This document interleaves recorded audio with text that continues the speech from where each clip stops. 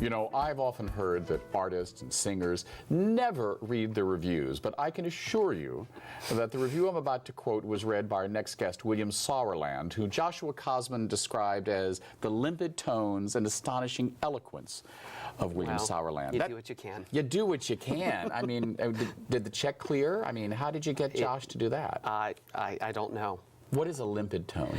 I think it's just a really great word for beautiful. There you go. Yeah.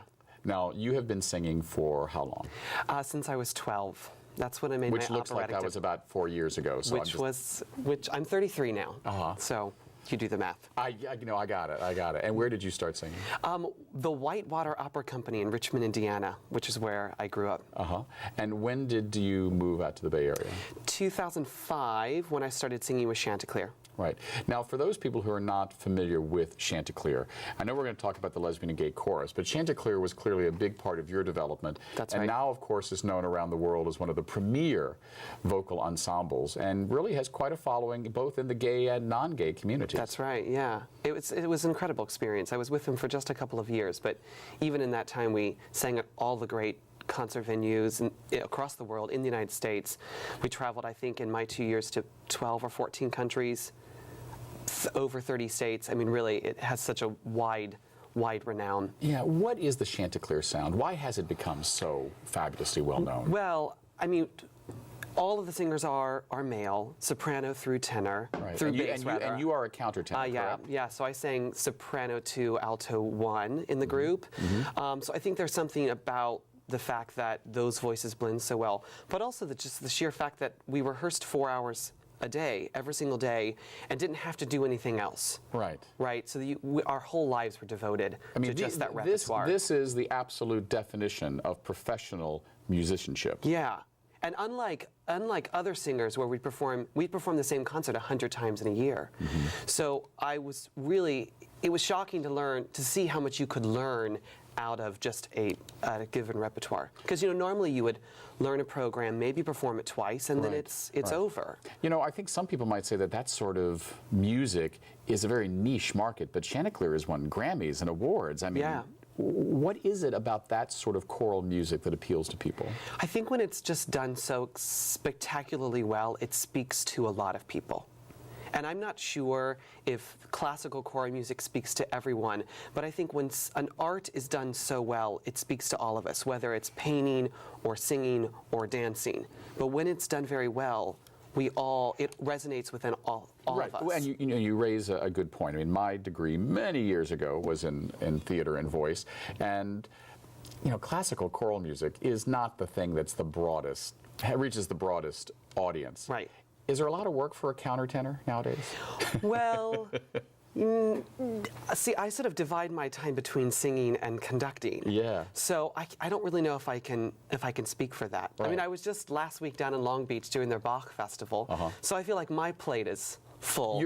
But I'm also not making my full-time work as a singer anymore. Now, what period is the musicianship that your voice lends itself to most identified with, which would also be some of the music of Chanticleer where you were previously? Mostly the Baroque period, Bach and Handel. A lot of the music actually that was written for the castrati countertenors today. So talk about that, because that is a period of history that is, I think, fascinating historically, but also the music is so unique. I mean, people aren't writing music anymore for that level of voice, are they? Well, that level of voice doesn't even exist anymore. Yeah, I mean, it was this phenomenon where someone thought it was okay to castrate a man at age 12 before the voice changed. So the voice would stay in the soprano or alto range, but the body would grow up to be a full-size adult male, creating this sort of boy soprano sound with the full lung capacity of an adult man. Right. And what was that period in history when the castrati were singing, and for whom composers were actually composing quite incredible pieces of music for the castrati? That's right. Actually, the period is quite long. I mean, in fact, the last castrato died in the early 1900s because the Sistine Chapel only allowed men to sing. The period where countertenors get most of our repertoire comes from the Baroque. That's when the castrati had their sort of heyday on the opera stage. But even long before the Baroque period, there were castrati for church music and after. When did you discover that you had an instrument that needed to find artistic expression? When did you find your voice? Well, growing up gay on a dairy farm in Ohio, truly, I mean, I like fed the calves every morning before school. This singing thing, I owned it quite early on. My grandmother used to say that my first sentence was, I didn't want to be a dairy farmer. So I think I really latched onto music quite early on, long before I found my voice. But then this Whitewater Opera Company that I mentioned was a professional company. So I made my debut as a boy soprano. I thought, this is it. This is what I'm doing. I mean, pretty much from the age of 12.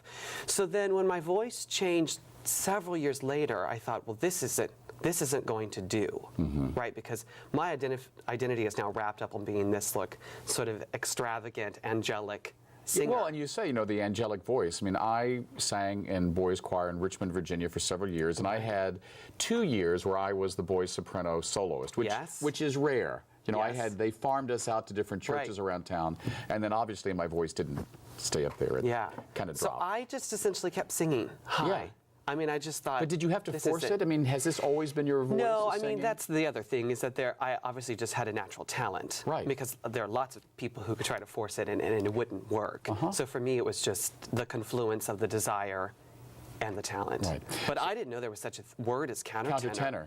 No, it wasn't until a callback at the Juilliard School that they said, oh, what countertenors do you listen to? And I said, I don't know what this word is that you've just used, countertenor. Right, so it was a word. So literally for what someone you were. went and got me a recording of David Daniels, who's one of the great countertenors in the world. Right. So now you divide your time between singing, but also as music director for the San Francisco Lesbian and Gay Chorus. Yeah, that's right. And I've heard the Lesbian and Gay Chorus referred to as the little brother or the little sister of the Gay Men's Chorus, which really isn't fair. I mean, it's a whole different thing. Well, I mean, I adore the Gay Men's Chorus, and there are 300 in the chorus. And the Lesbian Gay Chorus, who was founded by the same person, Jod Reed Sims, also founded LGCSF soon after founding the Gay Men's Chorus.